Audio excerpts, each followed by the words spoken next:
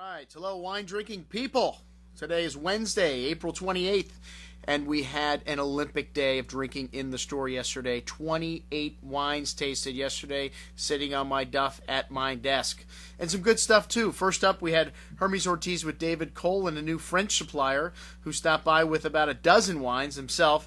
And some of these wines were very good. I'll highlight a few of them here. But the pricing on some of them was a little high, and that's something we're very sensitive to here at the Wine Watch. Overpriced wines just do not fly in my bag. Okay, some really unique stuff from France, some second wines, some great properties like Smith Eau Lafite, Les Hauts de Smith.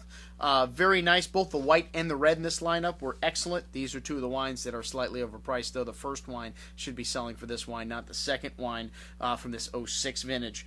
Well, one of the wines of the day to me was a Beaujolais Blanc. Kind of unique. Usually, you don't see too much Beaujolais Blanc, although they do make a little bit of it. Probably 80-20, the red to white in this region. This is from 80-year-old Chardonnay vines, pure, unadulterated Chardonnay. Those of you that say I don't like Chardonnay, it's not the Chardonnay you don't like, it's the oak. This wine, no oak, very clean, a pure expression of this, 100% organically produced, and we're working on a better price on this one. We're going to get it under $20 a bottle.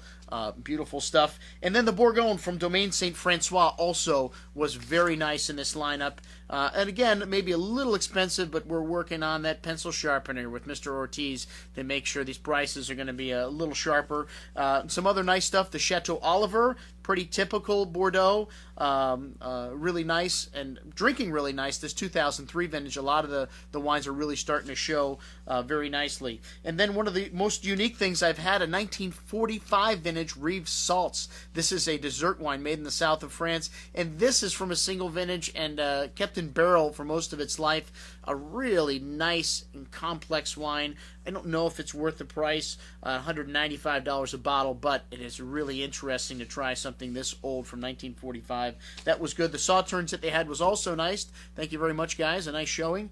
Like I said, a marathon tasting to begin the day. Next up was the marketing director from Laetitia Winery. Laetitia Winery is in the Arroyo Grande Valley, and this is a property that was first built by Maison Dutz. They were going to do sparkling wines here. They went belly up. And then a couple people have since taken over ownership of the property, and they've always made very good wines here. Some of the best sparkling wines made in California, and the Brut and the Brut Rosé were both very nice. The White Rhone blend, very interesting, and it looks like they've lowered the price on this. White Rhones aren't actually, in terms of sales, setting any records, but this was a really nice little wine, and at the new price, very attractive. The Chardonnay, not maybe your typical tutti frutti Chardonnay, a little more acidity and a little more Burgundy in nature. Some nice minerality to that. That was very nice. And the Pinot Noir, really what these people are known for. Unfortunately, the Reserve and the single vineyard wines were not in the bag. I don't know what happened. I don't know how they could have left those wines out. They knew they were coming to see me. We've sold quite a bit of Laetitia Reserve in years past, an outstanding wine. And the regular was pretty good. I don't want to say regular, the Arroyo Grande Estate, very nice. And then they had another blend, the Nadia Bordeaux-style blend, which is very unique from Santa Barbara. This area not very well known for Bordeaux varietals, but the Nadia, again, pretty good. The Cru, the second wine from, well, not really a second wine. This wine is actually a blend of 10 different vineyard sites throughout Napa Valley, but lovely dark chocolate, lovely toasty oak spice, black cherry, and currant fruit to this.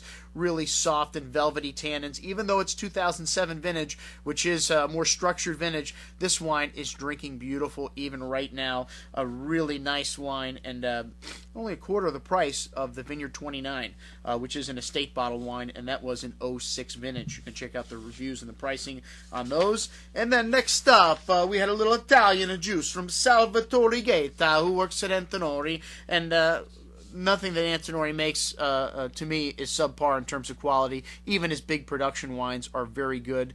And we had a new wine yesterday. This is from his Montepulciano property, Montepulciano being the first DOCG in Tuscany. And this wine is a blend of Brunello Gentile, which is what they call Sangiovese in this part of Tuscany, Merlot, and Canaiolo, one of the traditional blending grapes in this region and in Chianti. And the Sabazzo, an everyday drinking wine, very light, but had this lovely sense of terroir to it, this lovely barnyardiness. If you like old world wines, a soft red that is drinking very nice at any time of the day, maybe even slightly chilled. And then one of the greatest Syrahs coming from this part of Italy, from Cortona. This is the La Brescicaia. La Brachesca from Antinori, and the Arcello Syrah, very nice, and a lot of barnyard here on the nose. Talk about stinky. Woof. If you like this kind of wine, definitely Northern Rhone-ish, a lot of animal, but very nice price also at $20. And then the big boy in the lineup, what soon will be called the Tignanello of the South, the Tormoresco Bocco del Lupo, the mouth of the wolf, from Castel de Monte Aglianico being the grape here. This wine is outstanding. Big, exotic black spices, espresso, dark chocolate, tobacco, really rich, black licorice, lovely black dark berry fruit in this wine. Big and chewy on the tongue with lots of tannins, black spices, truffles, and even though big tannins, still velvety and round at the edges. Really nice wine, cocoa on the finish, just very exotic. I love wines like this that speak volumes about the place where they're from. Okay, thank you very much, Stefano. An excellent lineup. And then another sighting from Linda from Republic National yesterday. We had some wines from Robert Craig Winery. Robert Craig has been a native of Napa Valley for years, making great wines. His Affinity, which is a Cabernet Sauvignon, basically has a couple other Bordeaux varietals in there, being his entry-level wine. Very nice. All these wines were 06s. His 07s got even bigger reviews from Parker, so there have been a few people asking about Robert Craig's 07. They will be here shortly, as soon as we sell these 06s, which are very good, by the way. The Mount Veeder and the Howell Mountain, two outstanding wines, and a little expensive, but again, for what is in their competition range and quality, these wines are a value. Okay, what a long day that was yesterday, huh? Well, last night for dinner, we started out with a little 2007 Brancaia Tre, which I'm going to tell you even more about a little later, as that's going to be our special featured wine of the day, after I mention what we're trying to sell you today. But the wine of the night last night, even though we had 2000 Lynch Badge open, which was drinking beautiful after about an hour and a half, was a wine from Mendoza, from the Cheval des Andes, the Terrazas property. Wow, this wine even outshined the 2000 Lynch Badge last night at dinner. This wine, outstanding, big, chewy, black blueberry fruit, lovely velvety tannins, exotic black spices, the Terrazas Malbec Afincado. Wow, 2006 vintage, big, complex, and on sale for under $50 a bottle. What have we got to sell you today? Well, today we're promoting an event we've got a week from tonight. This is an Italian tasting. It was plugged as Tuscan on the web, but we've changed it a little bit.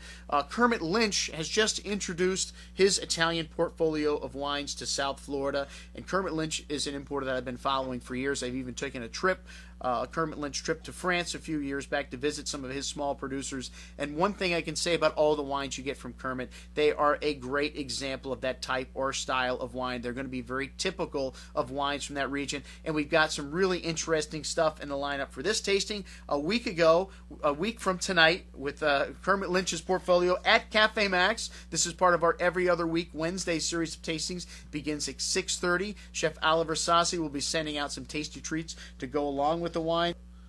Okay, today we got a new segment of the email, the special of the day, and we got a lot of tastings going on, so we still need to have something to sell you. And we've had a lot of people clamoring about this wine from Brancaia Tre. This picked up the number 10 spot in the Wine Spectator's Top 100 last year, and it's from the outstanding 2007 vintage. This winery had a vertical takeoff in 1983 when it won first place in a major Chianti Classico tasting. Since then, through uncompromising dedication to quality and a strong owner's identity, the continuous recognition of Brancaia has been built up. This Tre is a blend of Sangiovese, Merlot, and Cabernet. The grapes are carefully selected from their three estates, Brancaia, Papi, and Brancaia in the Maremma, Morellino di Scanzano. So Tre is a wine full of character, giving you drinking enjoyment at an early age. The only thing I don't like about this wine is the plastic cork.